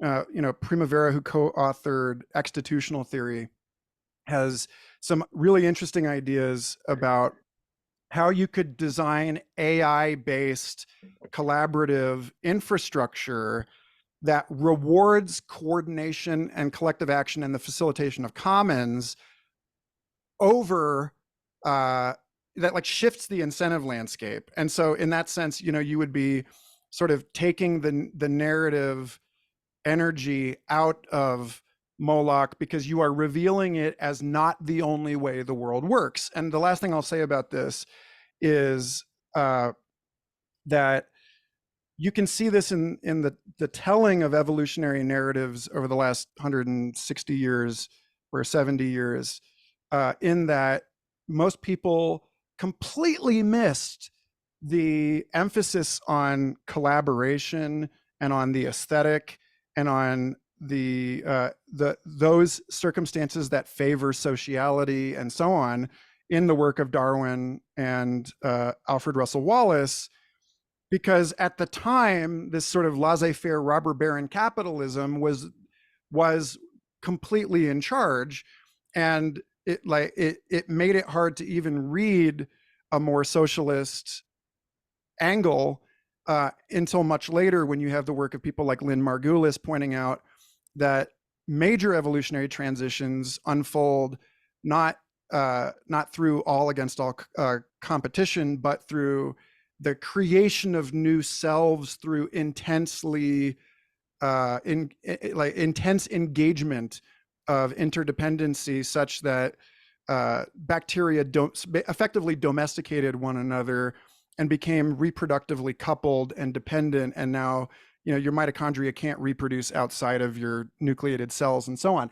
So like the question becomes, how do we tell the story, not just in the language of ideas, but in the language of code and law, that allows it to become obvious to people that Moloch exists, but Moloch is partial and incomplete, and actually that competition and short-sightedness and so on actually serves as sort of evolutionary function within a larger and more specious pantheon of institutional strategies. Yeah. Love it. I mean, I think that the story that one could trace there is like the kind of in the pre-modern world, these myths often were like had a reality that was actually like kind of even stronger than what was appropriate or useful. In the modern world, we kind of killed them off completely. In the kind of postmodern world, we cautiously invited myth back in, so like so far as we could explain it in a kind of primarily culturally constructed way. And so we've ended up with, at this point, like fair number of people being familiar with things like Moloch or Wetiko.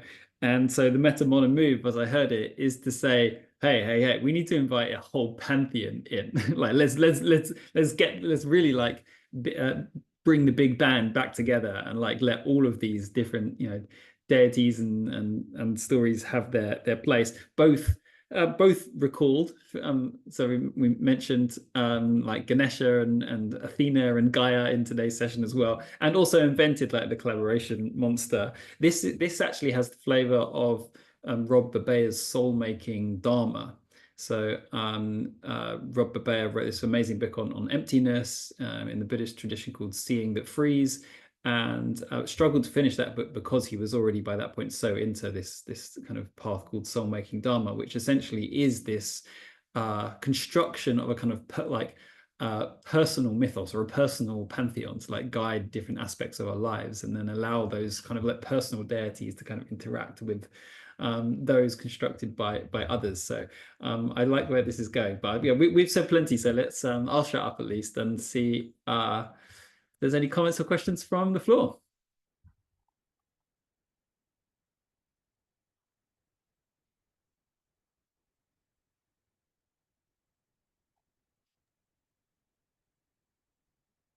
Be not afraid. You can just tell us how you're feeling if you don't have a question, actually. Yeah. I mean, this is wild and energizing. I'd love to know for you, like, how does your interplay with this look? I mean, you described that piece that was really evocative with you and your wife and trying to sort of invite those other egregores in. But in your own work on this stuff, how do you interplay with these forces productively? Well,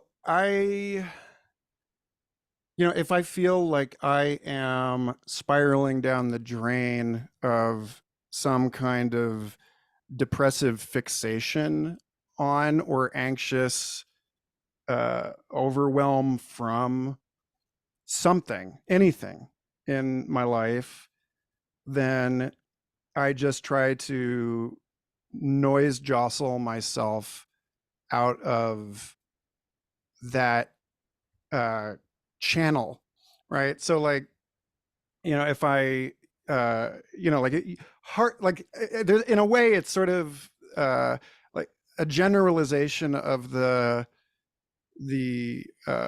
insight that if you are hung up on your ex, you should just go dating, like get out of the house, get out and mix up, because I think that there really are,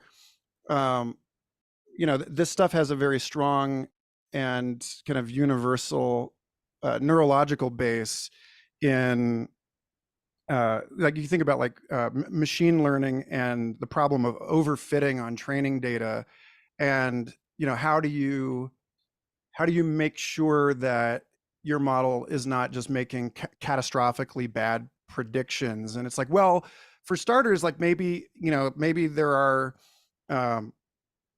like when I interviewed Tim Morton for Future Fossils, and we talked about the Christian notion of grace and its relationship to like forgetting as forgiveness, and what is the evolutionary utility of forgetting? Well, it turns out that research on learning networks shows that if a particular node in a network has an extremely long memory, then it makes the entire network less adaptable. And I mean, and this could be good, right? You got to find your level. Like there are definitely, like this is not an argument for high turnover organizations, kicking out the story keepers. If anything, we probably err on the end of the amnesia as a bias in service of chasing after innovation. But I think that I think like those are the bounds within which I try to I try to ask, like, when be sober about, like, when am I stuck on something, or like, overcommitted to a particular strategy or a particular story? And when do when might I benefit from like the very, very well characterized approach of like taking a bath, going on a hike, getting a nap, like getting myself, like decoupling myself from the optimization function that isn't working, and like jostling myself off a particular hill climb down into some valley, when it turns out that it's not really up and down a fitness landscape, because the landscape has more dimensions than I realized. And like what looks like down, for instance, quitting my job at the AI startup this spring to pursue Humans on the Loop, is actually up, because in order to do that work with integrity, then I needed to not be sort of pathologically preoccupied with, this job that had paid me a better hourly wage than any other job I'd ever had, and be like, what, I can't, like, this is like slave logic, this is, like the, true, and not that I like, I don't exactly condone master slave metaphorical frameworks, but like, because in chaos magic, as like Duncan Barford and others have pointed out, there's a sort of a thermocline where what you thought was mastery becomes like bhakti yoga or devotion. Once you've realized what you're actually, where it takes you, is like to the point I was saying about the expansion of ignorance earlier. But yeah, I don't know. Is that concrete enough? Like, I think it's just sort of like having like a sticky note on the wall that says like, is there another way?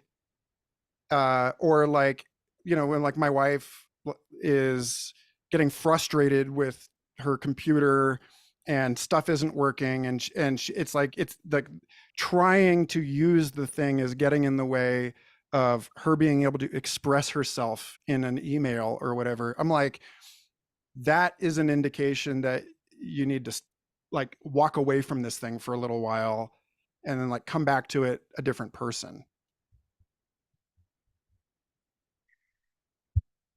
Thank you. Anna, yeah. Thank you so much. I just kind of dropped in on the last bit. Thank you for a lot that you shared. Actually makes me think of Josh Fry's Guardians and Protectors episode, which is really excellent. So I'm a researcher in RL, reinforcement learning, and I'm thinking about kind of the technological formalization of like the collaboration monster, right? And I'm interested in the question of like how to legitimize it. And it's like, does it have to outcompete the competition, the competitive mindset, And then it's like, or is it, and obviously, I guess there's like an obvious eloquent thing of like, because these things have to be in balance, so there has to be this like collaborative symbiosis between them. That is the thing. But I'm curious if you have more thoughts and knowledge on this. And thank you for, again. Yeah, thank you for treating me like an expert. I don't get a lot of this. Okay, so I'll take it back to like the first talk I ever gave in public at Burning Man in 2009 in this series on evolutionary thinking, where I was like, it depends, again, like this idea of like the species concept as a pragmatic construct, and that no species concept is adequate to function, like across every possible context. That is also true of the notion of the self, and or selfhood or individuality at any scale. And I mentioned that because like in that talk, I brought up the caterpillar, right? Like we see things coarsely enough to regard the caterpillar and the butterfly as a single individual, but it's become very well known since 2009 that during metamorphosis, the people talk about this all the time, the imaginal cells in a butterfly, or like in the caterpillar, basically dissolve the caterpillar and completely reconstitute it into a different animal that probably has no memory of being a caterpillar in the first place. And so is that one animal, or is it two? You know, like, is the xenomorph the same animal as the face hugger? No, it's like, but also yes. And this is where the real challenge issued by evolutionary biology, and I think I put a link to this in the pre-reads, but if you didn't read it, I wrote a piece on this about improvising out of algorithmic isolation. I was talking about creativity happening at the sort of fuzzy edges of selfhood, and what that means for co-evolving with language models, because they can't see us perfectly, we can't see them perfectly. To the degree that they do see us, they change our behavior in ways that result in things like the evolution of eye spots on a butterfly, or of evasive patterns in a school of fish. You know, so like, it's we keep trying to escape the model of our behavior. And so like, your question about like, is there a right way? It's like, I mean, I think to the extent that there's a right way, it's a recognition that you always have to ask, for what reason am I assuming a particular boundary or frame around self in order to make some particular operation easier? And I think it's I'm my project right now is standing really firmly in the expression that our world is so complex now that the meta strategy that we need, what is actually required of us, is to adopt a fluid and multi-perspectival approach, so that like we can, we gain something by being able to say, like, in what ways is art science? In what way is science art? In what way are either of those things religion? Rather than like assigning them some sort of static ontology. And that, like, the scary thing about evolution for a lot of people is that it means that there isn't like a thing that is the human being anymore. It decenters us radically. It decenters all categories radically. But it doesn't do what the sort of absolutist deconstruction move is, and says, again, like Ken made this point that like, you can't be like, all models are false except the model that all models are false. Like, we can return with humility to the question of like, okay, I can't make an absolute claim about the relationship between this and the other thing. I can't make an absolute claim that it's a thing, or that it's a process, or that it's, some secret third thing. But I can engage it provisionally, and I can, I can decide to change my mind if this approach isn't working. And in that case, I think there's like an additional requirement, which is that we be really careful about like the sunk cost fallacy, and that we basically we budget additional time, energy, attention, or whatever to the strategy we've selected at the outset not proving itself out in practice. So it's like, like, we have to get better at thinking across scales and being like, I'm going to optimize for this, knowing that I might have to sort of undo that and start from somewhere else? I don't know. Does that help? Is that, yeah. Yeah, it helps. It's not exactly, I think, but it's very well, nicely put. Can you try it again? Because Yeah. I would rather actually answer the actual question. Okay. The question was not so much whether or not there's a right way, although I think what you said is relevant, but it's like in the landscape where we evaluate things based on like whether one thing is better than another thing, in like, you know, in academia, in tech, how to legitimize this different approach without it becoming a part. But you know, I don't take this question like that seriously as well. It's just like I felt maybe you have something. If I'm to understand this right, you're basically saying like, how do I get a bunch of like hardcore profit-oriented engineers to adopt more curiosity and playfulness and humility?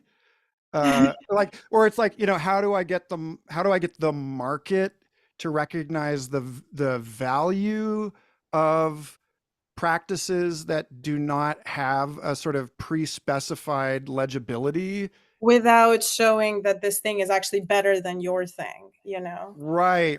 And I think, I mean, in a sense, I think that question is getting easier, and like I'm staking my entire career on that question being easier to answer now than it was even 10 years ago, because the more disruption characterizes the environment in which we are trying to achieve some sort of optimal goal, the more improvisation becomes the strategy, right? Like I will say, I don't know if I don't think I included this in the pre stuff, but I had a really good conversation back when I was at SFI with the president, David Krakauer, about basically like there are stable times in Earth history, and then there are catastrophic times in Earth history. And sometimes the catastrophes are, you know, a meteor or volcanoes or something external to the ecosystem. Sometimes it's flowers. Like sometimes it's an innovation that happened in the system that transforms everything overnight. And there are basically two different kinds of approaches if you want to think about like an organism as the investment of a certain way of thinking in bodies. Then there's a relationship between high beta portfolio investment, like really, you know, like diverse investment, and generalist strategies versus specialist strategies. Because like in a mature, stable ecosystem, specialists thrive, and generalists, they, you know, it's like the example I'm constantly thinking of is like the weirdo in the science fiction horror movie who's like always on YouTube watching conspiracy theories until the UFOs actually land, and then suddenly everything is sideways and no one knows how to respond except for the guy that's been watching conspiracy videos the whole time. And it's like what looked like wastefulness in a stable ecosystem suddenly becomes necessary adaptability, and all of the specialists are too, like there's no bridge across the adaptation landscape for them to pivot. And so, you know, I just think that like the question of how do you get people to see this is, and I say this like sort of devious grin, it's like, well, you don't have to try, because I go on LinkedIn now and fucking everyone is talking about metacognition and meta learning. And I'm like, okay, do I get to, you know, how do I make the fact that I've been talking about this for 20 years legible to those people now? Like, how do I get to, you know, how do I get the high paid speaking gig, the keynote at the innovation lab now? Because suddenly you have companies with a department of internal disruption. You know, suddenly companies realize that they have to improvise, or the the Hunter S. Thompson, when the going gets weird, the weird turn pro. I think, it's the most concrete thing I can say about that is that it is still actually really difficult to explain this to a lot of people that are dinosaurs, that are stuck in what is to many of us a profoundly maladaptive way of navigating this complexity. But I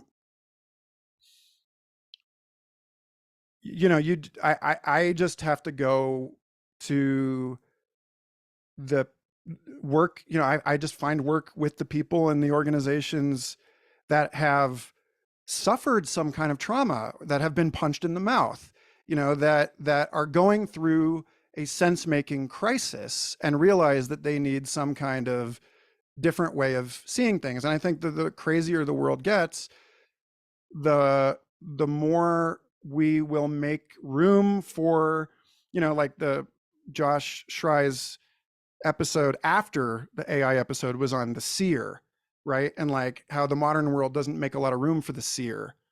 But the metamodern world will, because the metamodern world realizes that rationality is always bounded and that you don't necessarily know. It's hard for you to see the biases in your own model. And so we're actually going to, I really firmly believe that we're going to see like that basically that ChatGPT prompts the existence of an entire contrarian AI ecosystem around it, because we will realize that one ring to rule them all is a fucking fool's crusade, and that we need diversity in order to maintain sort of like the reservoirs of adaptive potential. We are already over time. Thank you. Jacob, if you can state your question concisely, we can take it. I guess that the question was like, since we were talking about myth today, and you, I think, Michael, you have a personal myth to tell about leaving this stealth AI startup that arguably was doing meta-modern technology, or was aspiring to it, I guess, with your support, at least. And like, why you left it, and what lessons we can draw for doing the real meta-modern tech, or doing it correctly or rightly, however you want to think about it. Okay, 2 minutes. Yeah. The short answer to that is, and I talk about this in a recent episode, the latest episode of Future Fossils, which was also on Voicecraft with Tim Adelin, in case you want more. I'm not trying to talk smack on the wonderful company that I left, but simply that I felt like the kind of work that I wanted to do wasn't possible given the priorities of that organization, which like if you think about like survival, success, and significance, up the ladder of needs or whatever, that they did not understand to my satisfaction the role of sense making in navigating toward survival and success goals. And so they didn't see the product as something that emerges within the atmosphere of a conversation and the atmosphere of trust-based relationships. Like they wanted to design this thing and then push it out in the world and impress everybody and thereby recruit people into an open source dev ecosystem.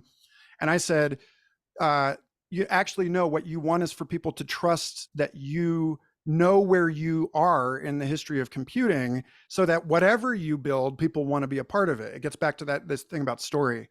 It's just like, no, telling a good story comes before selling a product, and I realized that the work that I have to do is at a layer that is below, product and infrastructure and so on, that like the real programming is not happening in the device, it's happening in the people and in the relationships between people.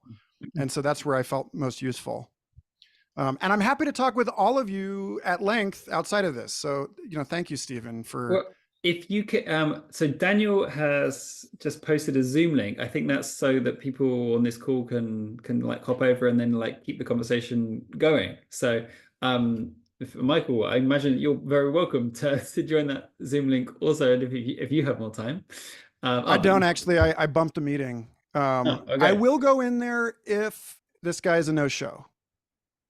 Okay. Otherwise, cool. Nice. otherwise, there's a Calendly link. Yeah, exactly. You drop your Calendly link there. That's an extremely generous offer. Thank you for that, and thank you so much for just participating in the course. I've just really appreciated your enthusiasm and support since the very beginning of having the idea for this. So yeah, it really means a lot. And really best of luck with Humans on the Loop. I'm sure that you're going to do amazing stuff there, and I'm glad to see that you're starting to get some funding in for that. I think from Cosmos Institute, which seems to be doing all kinds of rad stuff. Maybe we'll talk more about that next week as well. More funding, please. Yes. Give this man money. Okay. Thanks, Stephen. Cool. I actually haven't prepared the prep reading for next week yet, but I'll send that out in the next couple of days, and then we'll be together again same time next week for the final session. Recording will also find its way to you by the Telegram group shortly, but yeah, thanks everyone for your attention today. See you next time. Take care.